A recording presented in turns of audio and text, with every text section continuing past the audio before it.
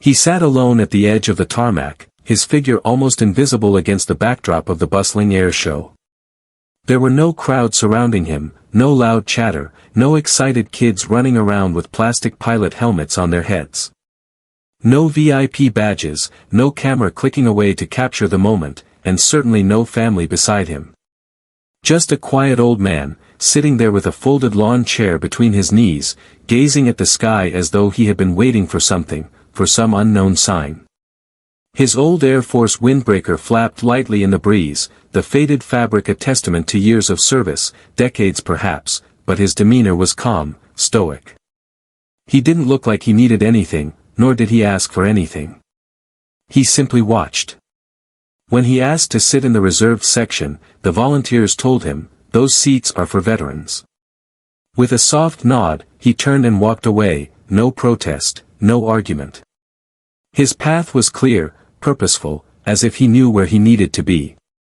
And yet, when he settled on the edge of the tarmac, just near the fence, away from the spotlight, something in the air seemed to shift. He was alone, yet he didn't seem lonely. He didn't seem lost. He simply seemed patient, as if the sky held some secret he had waited his entire life to witness. Little did anyone know that, in just a few hours, this unassuming man would be the recipient of a tribute no one expected, one that would leave a lasting impact on every soul present that day. 2 hours later, as the elite F-22 Raptor demonstration team performed their awe-inspiring flyover, they would break formation mid-flight, without warning, without approval, just to honor him, to give him a salute that would echo in the hearts of everyone who witnessed it. And in that fleeting moment, he would no longer be invisible. But how did this all unfold? Let me take a moment to ask you something, a question that resonates with the heart. How often do we pass by heroes in our everyday lives without truly seeing them? Are you ready to help us honor those unsung legends who sacrificed so much without asking for recognition? If you believe stories like these, stories of humility, sacrifice, and the quiet strength of true heroes, deserve to be shared, hit that subscribe button and help keep these powerful tales alive. Because what's unfolding here isn't just another story, it's a reminder that among us, there are quiet legends who've waited, sometimes for decades, just to be seen. The air show at Fairford had drawn thousands, families laughing, veterans reminiscing, recruits looking eager, and officials moving through the crowds. They were all seated in neatly organized rows, barricades separating them from the tarmac and the show, shaded tents providing some relief from the sun. Children with plastic pilot helmets waved tiny flags in the air, their faces alight with excitement as vendors passed out souvenir programs and ice-cold drinks. It was the biggest event of the season, the kind of spectacle that brought a community together. There was a rare flyover planned by the F-22 Raptor demonstration team, something people had waited months for.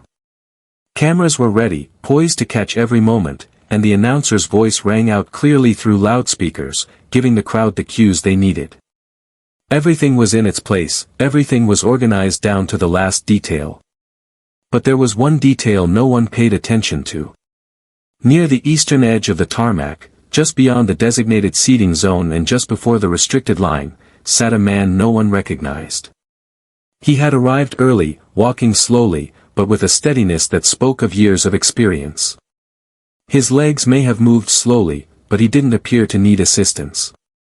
He carried with him a small folding chair, an old canvas bag, and wore a faded blue windbreaker, a patch of the U.S. Air Force sewn onto his chest. His shoes, though polished, were well worn, a reflection of the years he had spent in service. His hands, though weathered, remained steady. His face was unreadable, hiding any thoughts or emotions behind a calm exterior. When he reached the gate, he asked a volunteer where the veteran section was. The woman looked down at her clipboard, scanned his lanyard, and politely informed him that those seats were reserved for pre-registered guests. With a simple nod, he stepped aside, moved toward the far fence, and didn't ask again. He unfolded his chair, placed it against the perimeter, and sat, his hands folded neatly in his lap. For nearly an hour, he didn't move. He didn't fidget. He didn't even react to the jets overhead. He simply watched. His eyes, like radar, traced the movements of the sky, as if he were looking for something specific, something only he knew to look for. To most people, he might have appeared to be just a retired mechanic, maybe an enthusiast who had been to countless air shows before. A few of the staff noticed him sitting there, but no one stopped to ask his name. No one inquired about his past. But there was one child who did. A young boy, about 12 years old, wandered away from his father's side. He walked along the barricade and then paused right in front of the old man. "Were you in the Air Force?" the boy asked, his voice loud enough for a few heads to turn in curiosity. The man smiled faintly, a slight lifting of the corners of his lips, and replied, "A long time ago." The boy tilted his head. "Did you fly jets?" he asked, his voice full of wonder. The old man's eyes returned to the sky, his expression unchanged. "No," he said quietly, "I watched them leave and waited for them to come back." Before the boy could ask any more questions, his father called him back, apologizing with a quick smile. The moment was over, but someone else had been watching. On the main stage, behind the operations tent, Captain Hayes, a junior officer assigned to coordinate the ceremony, had noticed the exchange through his binoculars. At first, he didn't think much of it. It was just a sweet moment between an old man and a curious child. But something about the way the old man sat, his posture so still and unmoving, the angle of his cap, the glint of metal at his collar, something tugged at the back of Hayes's mind. He lowered the binoculars, trying to shake off the nagging feeling. He couldn't place it yet, but something about that man didn't fit. The air was thick with something unspoken, and Hayes couldn't ignore it. He had a checklist to get through, a briefing in just 45 minutes, and 3 separate teams depending on him for the F-22 flyover. Yet, something about the man by the fence wouldn't let him go. Something familiar, something small but nagging, like a memory he couldn't quite access. Between his tasks, Hayes glanced back toward the eastern end of the tarmac. The man hadn't moved. Still sitting in that chair, legs crossed, hands folded calmly in his lap, eyes fixed on the sky.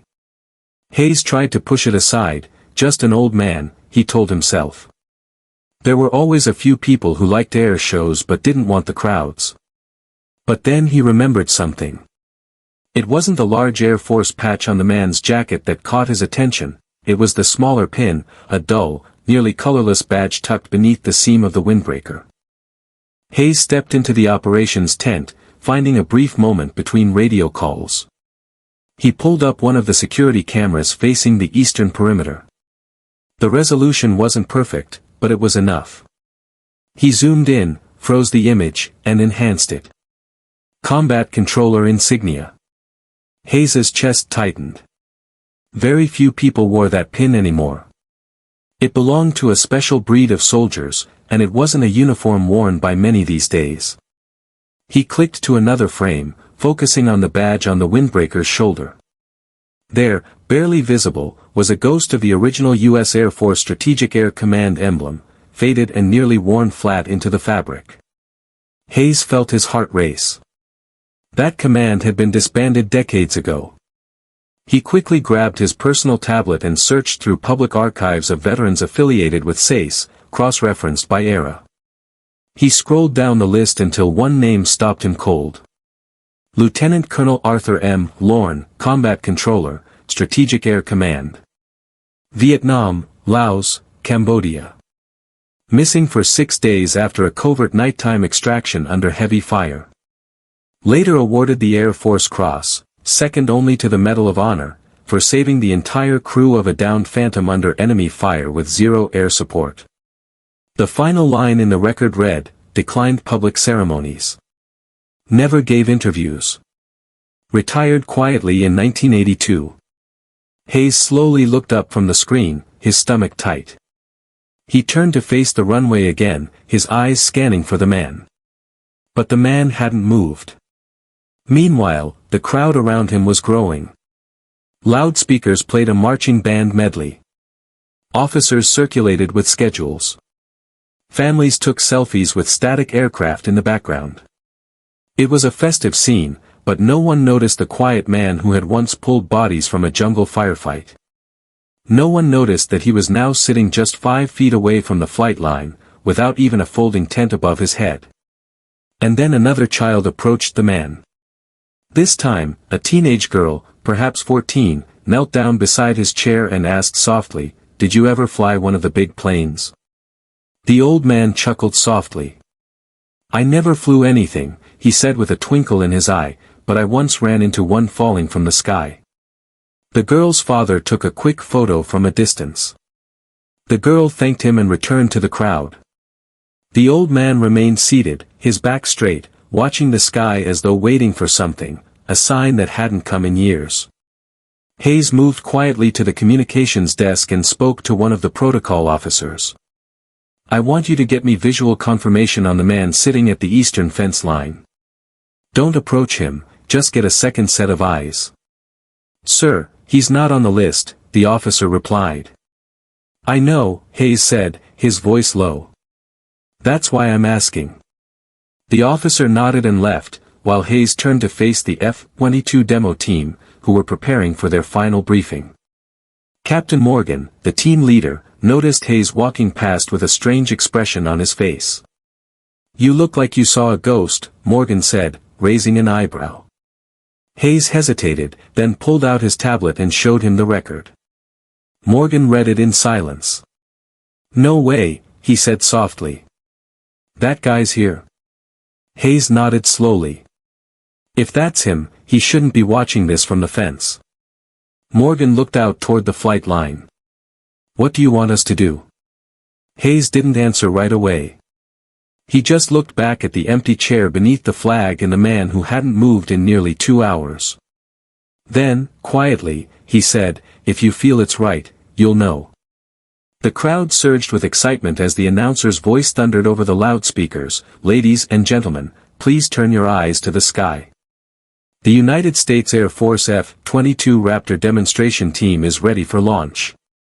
A wave of applause erupted from the crowd, rising like a tidal wave that swept across the airfield. Children scrambled to their parents' shoulders, eager to get the best view. Camera phones shot up into the air in perfect unison, capturing the moment for everyone to remember. 2 ground crew vehicles rushed to clear the runway, and the air was filled with the unmistakable whine of the engines roaring to life. There was a buzz in the air, a sense of anticipation that was so thick it could almost be felt on the skin. This was it, the moment everyone had been waiting for. Captain Morgan climbed into the cockpit of Raptor 1, his flight suit zipped up tight, his helmet visor down, his hands steady and calm on the controls. He could feel the rush of adrenaline as the engines revved, but his demeanor remained cool. The click of final clearance crackled through the comms, signaling that it was time to go. He was ready. Across the field, Hayes stood at the edge of the staging tent, arms crossed, his eyes not on the sleek jets on the runway, but on the old man, still sitting there in the same place. His back straight, his legs crossed, his hands folded neatly in his lap. The old man was waiting. Waiting for something. Hayes couldn't look away. There was something about him, something unspoken, something important. Then, the lead aircraft shot forward, accelerating down the strip with fierce precision. One by one, the Raptors followed, their engines tearing through the air, until all 4 jets were streaking into the sky like one unified force, rising vertically in a flawless display of strength. The crowd erupted into a cacophony of cheers, their applause echoing across the field. The pilots banked, rolled, and sliced through the air with perfect synchronicity. The sound of the jets roaring above was deafening, breaking through the atmosphere with each turn and maneuver. The display was everything the audience had come for, a visual masterpiece of precision and power. But then something unexpected happened. As the jets lined up for the final formation pass, preparing for the signature 4-point peel, Raptor 1, the lead aircraft, deviated from the plan. At first, it was a subtle shift, a few degrees of angle that barely registered. But then, something changed. The aircraft's altitude dropped, and it veered off course. There was no radio chatter, no emergency called in. The other jets held their formation as Raptor 1 broke away from the group. Hayes watched in disbelief from his position, his eyes widening. He leaned forward, the question slipping out before he could stop it: is he breaking formation? Raptor 1 dipped lower, then banked sharply to the left. It peeled wide, then turned and began heading directly toward the eastern edge of the field, the fence line. It wasn't heading for the center, not toward the announcer's platform or the main seating area. It was headed straight for the old man. The announcer's voice faltered for a moment, his usual confidence shaken.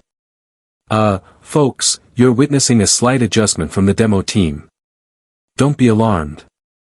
Please remain clear of the front rail. But the crowd had already shifted, turning their attention toward the east. Cameras now pointed in the direction of the lone jet approaching from an unexpected angle. Phones snapped photos frantically as the F-22 Raptor came into view. It flattened its altitude, flying directly over the fence, just 50 feet above the ground. And then, something astonishing happened. The jet flew in silence, no afterburners, no roar, just the steady hum of the aircraft as it passed by. It was a slow, wide, reverent pass, almost as if the plane was paying tribute. Its wings tilted, its nose dipped slightly in a maneuver that wasn't in the playbook, a move no one had ever seen before. And below, the man in the chair didn't flinch. He didn't look up. He didn't make a sound. He simply raised his hand and placed it gently over his heart. The Raptor passed overhead with grace and dignity, then climbed sharply into the sky, disappearing into the sun. The other jets returned to their formation, completing the routine with textbook precision. But it didn't matter. It didn't matter because what the crowd had just witnessed couldn't be scripted. It couldn't be planned. It wasn't part of the show. It was a moment that no one expected, but everyone would remember. The pilot never said a word. No one called for it. No one told him to do it.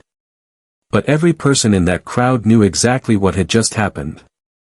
In that single moment, the old man, who had sat there for hours without a single word, was no longer invisible. He had been seen. And that recognition, that unspoken tribute, was more powerful than anything anyone could have anticipated. The junior officer standing near the bleachers removed his cover, a subtle but meaningful gesture. Then another officer followed suit. Within moments, the honor guard on the field turned, facing the eastern fence. They stood at attention, silent and still, honoring the moment, honoring the man who had just been seen in a way he never expected. Hayes, chest tight, moved to the center of the line, his voice low as he spoke to a protocol officer. "We'll need to mark this flight in the log." The officer looked up, confused. "What should I label the deviation?" Hayes didn't blink. He didn't hesitate. Recognition pass for a ghost. The jet had long since disappeared beyond the tree line, but the crowd didn't move. The officers didn't move. The cadets didn't move. Even the announcer, whose voice had filled the air moments ago, was silent. They all stood in that suspended moment between spectacle and silence, unsure if what they had witnessed was planned or something sacred, something far beyond the reach of ordinary events. Meanwhile, near the fence, the old man remained exactly where he had been. He hadn't looked around. He hadn't acknowledged the hundreds of people who were now watching him. He simply sat, his hand resting lightly over his heart, the other gripping the armrest of his chair. Slowly, deliberately, he lowered his hand. He exhaled, a quiet breath, and began to fold his chair. There was no rush, no fanfare. He didn't need any of it. His movements were steady, practiced. He stood up with quiet effort, his legs stiff but balanced, the weight of years pressing down on him, yet he stood firm. He collapsed the canvas seat with a practiced precision, clipping it to his small pack and swinging it over his shoulder. And then, without a word, he began walking. It wasn't fast. It wasn't dramatic. It wasn't a show. It was simply a man who had nothing to prove and nothing to explain. The crowd, without even thinking, parted as he moved through. A young cadet stepped aside instinctively, and a young airman, without realizing it, raised his hand in a salute.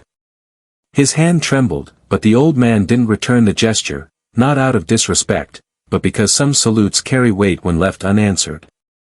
As the old man passed Captain Hayes near the operations tent, their eyes met. Hayes stood at attention, his chest rising with respect, but he didn't speak. The old man paused for just a moment, acknowledging him with a small nod, and then continued on his way. No one followed him. No one called his name. There was only silence, but in that silence, the respect deepened. It was the kind of respect that needed no words. The old man reached the outer edge of the tarmac, where a single base bus waited for end-of-day rotations. The driver, surprised to see a civilian so far out on the field, opened the door. The old man climbed aboard, took a seat near the back, and gazed out the window. He didn't wave. He didn't smile. He didn't acknowledge anyone. But as the bus pulled away, someone in the crowd began to clap. It wasn't loud. It wasn't forced. It started with one person, then another, until it rippled through the entire field. It wasn't for the flyover. It wasn't for the show. It was for the man who had never asked to be honored, who had never sought the spotlight, but who had finally been seen. Back on the flight line, the Raptors had landed. The pilots climbed out of their cockpits, removed their helmets, and looked toward the road. Captain Morgan said nothing, but as he passed the control tent, he reached into his flight vest and pulled out a small item, a worn, weathered mission patch. He handed it to Hayes. "He flew with my father," Morgan said softly. "Saved his entire squad. No one ever told that story." Hayes looked down at the patch in his hand. He didn't need to say anything. He knew exactly what he had to do with it.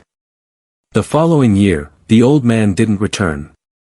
His name was never added to the guest list. The flight records noted an unlogged deviation, unscheduled solo pass, pilot discretion. No one filed a complaint. No one questioned it. But something had changed at Fairford. Every Memorial Day since, one folding chair is placed at the far eastern edge of the tarmac, near the fence line. Not in the VIP section. Not under a tent. Just there, in the open, facing the sky. A flag drapes over the seat. A single patch rests on top of it, the combat controller insignia. Below it, a simple handwritten sign, reserved for the ones who never asked. Cadets are told the story, though the names are left out. New pilots pass it down like folklore. Some call it a myth. Some know better. And every year, when the Raptors take flight, they adjust their heading just slightly, so that one pass crosses low over that chair. No announcer explains it. No formation is broken. But if you know where to look, you'll see the nose dip gently, the wings level, and the path straighten for one brief moment. And if you blink, you'll miss it, just like he wanted. I believe we are living in a world that often overlooks the quiet heroes, the ones who don't seek the spotlight, don't demand recognition, yet carry the weight of history and sacrifice in their hearts. In the rush of everyday life, we are quick to celebrate the loud, the flashy, the popular. But it's the silent, steady strength of those who've served, struggled, and endured without expectation of thanks that should be honored. It's a humbling reminder that greatness isn't always loud or ostentatious. Sometimes, it's the simple act of sitting still, of waiting, of quietly bearing the weight of the past, that holds the most meaning. There's something deeply moving about someone who doesn't need recognition, yet has earned it through a lifetime of selflessness. We should all aspire to see beyond the surface and truly acknowledge the quiet sacrifices that make the world a better place. Maybe, just maybe, if we start seeing those invisible heroes, we'll begin to honor the values that really matter: honor, respect, and true humility. So, let me ask you, have you ever met someone like him? Someone who never asked for recognition. Someone who said so little but carried so much. If you have, write their name in the comments below. Let this space become more than just a video. Let it become a place where memory lives, and silence is respected. And if you believe stories like these deserve to be heard, hit that subscribe button to support the channel. Because some legends don't need medals.